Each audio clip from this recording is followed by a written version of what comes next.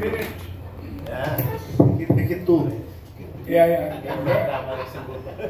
I want to be very clear. I have my staff. How many minutes am I allowed to speak? Guys, I just want to remind you, because after this, the media will be asking. Correct. How many minutes? No, I want to be... Okay. 5 o'clock. Magandang umaga, bayan. Maayong buntag, mga kaigsuunan. Good morning. Good I came from Cebu.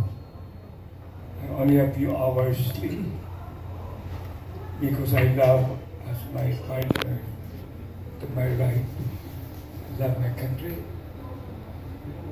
I wish to see the spirit of heroism, nationalism, patriotism, really in the real sense.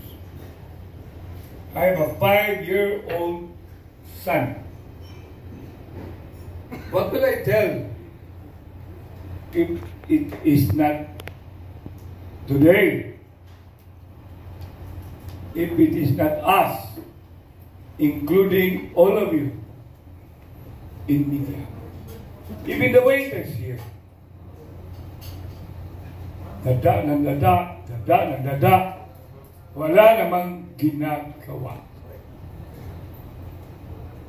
I've been into this. This is not new to me. Precisely, freedom movement, last August 21 occurred, and I joined to be counted. And I am here to be counted. This is jokingly personal computer, but this is People's Congress. Being a lawyer, we know too well. It's the people. It is us. Greater good for the greater number. General welfare. Vox populi. Salus populi is suprema lex.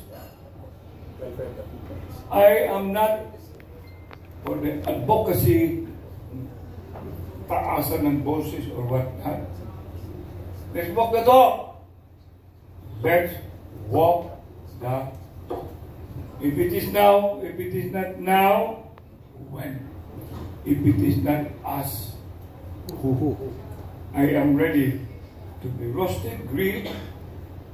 Do I have still 2 minutes, but I do not want to spend it in difference. Meron pa akong 2 minutes, but I'd rather bring it to question and answer. And I am ready in behalf of PDP Laban as Vice President for the Visayas 6, 7, and 8, and even Negros and whatever. Thank you very much. Good morning. Thank you. Maayong buntag. Good morning, everyone. I am here this morning to likewise contribute whatever voice I may have in this society to my fellow PDP Laban members and officers. No? Alam ko po yung taong bayan ay hindi na po nasisiyahan. Alam ko rin po na marami po sa atin ay ayaw nang makialam dahil sa kailangan nila magtrabaho, wala na silang oras para po sa ating bayan. Alam ko na ginugugol nila ang kanilang oras para lamang kumita, para meron silang pagkain kinabukasan. Pero tayo po ay Pilipino. Tandaan po natin si Jose Rizal, doon po sa kanyang libro, The Philippines a Century Hence. Ang sabi niya, the free press daw, as well as free speech, will keep the government be informed of the opinion of the people. So kailangan po tayo magsalita. Kailangan po natin ipaalam sa gobyerno na hindi na po tayo masaya. Kailangan po may managot. Ano na po ang mangyayari doon sa mga bilyones, trilyones na pera na nawawala at napupunta sa ilang tao lamang? Kung wala tayong gagawin, ano na po ang mangyayari sa ating bansa? ano na po ang mangyayari sa ating mga anak. Isa lang po ang bansa na binigay ni Allah Subhanahu wa Ta'ala sa atin. Kailangan po natin itong protektahan. Kung hindi tayo gagawa para sa ikabubuti ng ating bayan, sino po ang gagawa nito? Kaya nga po, let us exercise our freedom.